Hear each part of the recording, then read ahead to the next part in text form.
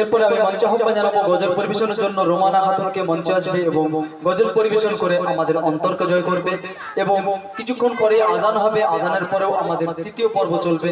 এখন আমি মঞ্চে আহ্বান জানাচ্ছি রোমানাকে মঞ্চে আসবে এবং গজল পরিবেশন করবে। এবং এরপরে প্রস্তুত থাকবে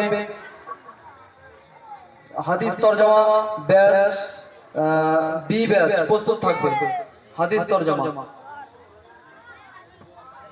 আসসালামু আলাইকুম ওয়া রাহমাতুল্লাহি ওয়া বারাকাতুহু।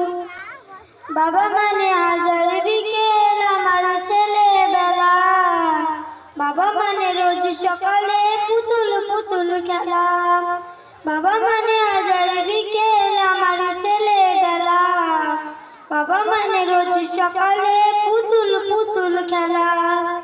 বাবা মানে যাচ্ছে ভালো কাটছে ভালো দিন, বাবা মানে জমিয়ে রাখা আমার অনেক ঋণ।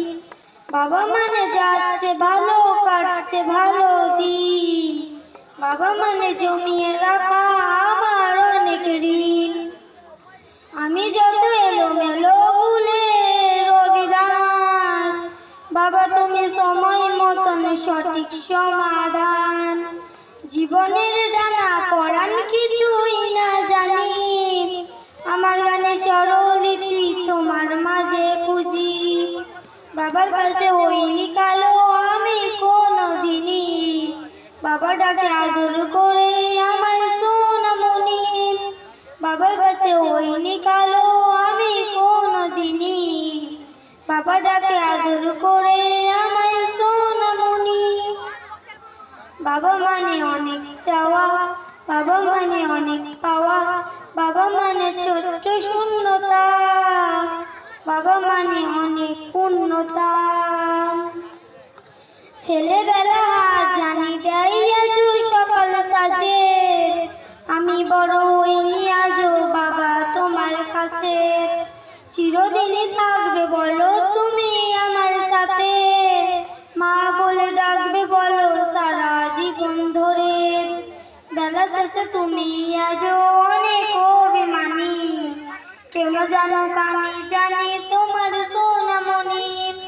বেলা শেষে তুমি আজও অনেক অভিমানী, কেউ না জানুক আমি জানি তোমার সোনামণি। বাবা মানে হাজার বিকেল আমার ছেলেবেলা, বাবা মানে রোজ সকালে পুতুল পুতুল খেলা। বাবা মানে হাজার বিকেল আমার ছেলেবেলা, বাবা মানে রোজ সকালে পুতুল পুতুল খেলা।